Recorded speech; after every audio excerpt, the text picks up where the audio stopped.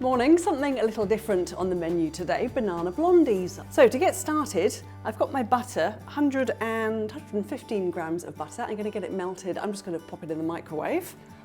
I like to freeze my bananas if they're sort of on the turn, and then they're ready to use in baking whenever you like. It's all going to get cooked, so just slit down the sides, literally use it, doesn't matter if it's still cold.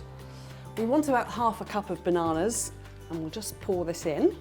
Brown sugar, 125 grams of brown sugar, and a teaspoon of vanilla essence. See, I'm just doing this one by hand today, and also going to add in 1 egg.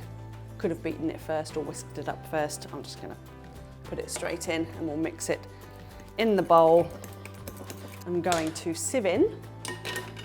I've got 1 cup of flour, just your standard plain flour. So we're going to fold through the flour.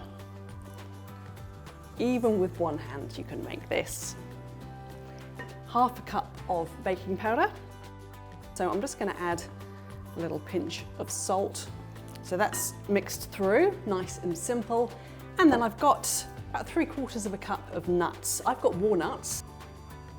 This mix is ready to go into our tin, a 20 centimetre pan. I'm just going to pour it in, and then it's going to bake in the oven.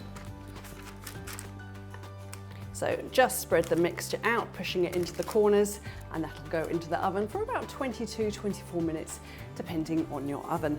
Here are my finished banana blondies, still warm from the oven. Just leave to cool slightly before you slice. If you like, you could dust a little icing sugar on top. Don't really need any frosting or icing though, because they are sweet enough as they are. With the brown sugar in and the vanilla essence, that's what gives them their sort of caramel appearance, that blondie look. Different to brownies, no chocolate or cocoa powder here. Super easy recipe, just 22 minutes or so in the oven. Nice one for morning tea.